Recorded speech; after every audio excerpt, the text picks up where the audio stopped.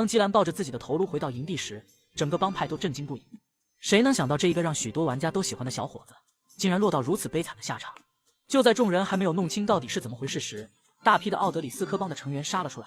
很显然，基兰的惨状正是他们的杰作。所有的人马上进入战斗状态。此时的亚瑟更是怒气直拉满，拿起拉栓步枪一枪一个，把敌人的脑袋都打爆。在楼上，亚瑟还觉得杀得不过瘾，后来干脆直接冲到敌人跟前，对着他们一顿突突。此时除了亚瑟，帮派里还有一个人也杀红了眼，她就是寡妇沙迪。她的丈夫正是死在这群混蛋的手中。此时仇人见面分外眼红，血债只能血来还。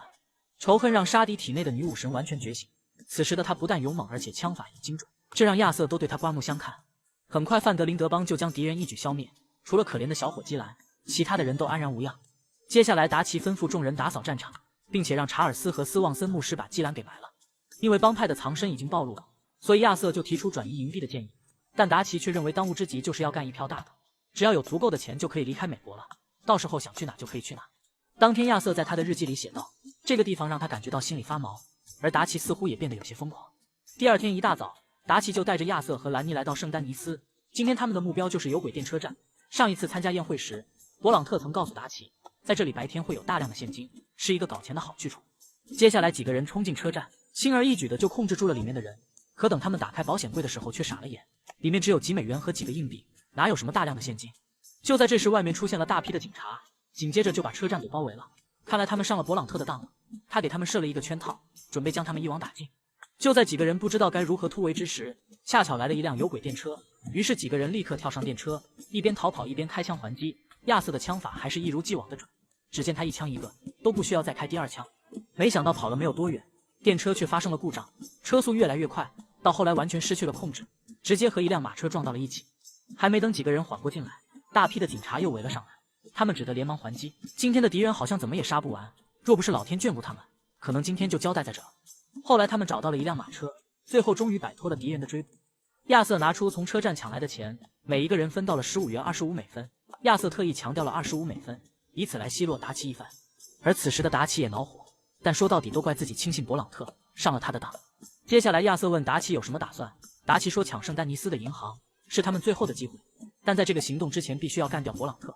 等达奇把这个想法告诉荷西阿，荷西阿表示坚决反对，他认为勃朗特的势力太大了，此时最好不要招惹他，咱们只抢圣丹尼斯的银行就好了。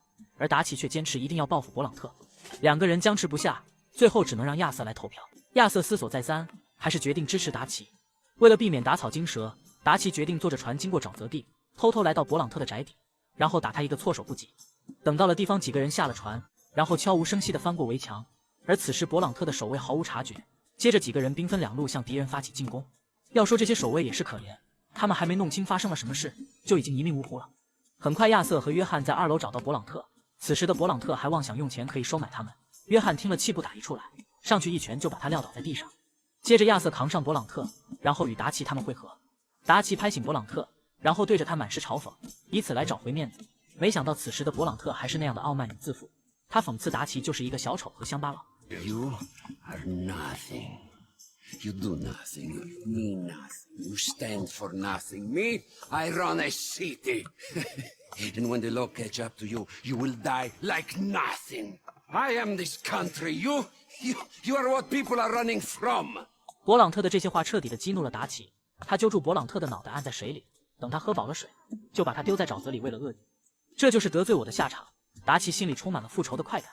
然而亚瑟与约翰看着此时的达奇，却是满眼的疑虑与不安。眼前的达奇让他们感觉到陌生，范德林德邦的裂痕也在这场复仇的火焰中悄悄地蔓延开来。完成了对勃朗特的复仇，接下来该动手抢圣丹尼斯的银行了。但让达奇想不到的是，这一次的抢劫将成为他以及范德林德邦的催命符。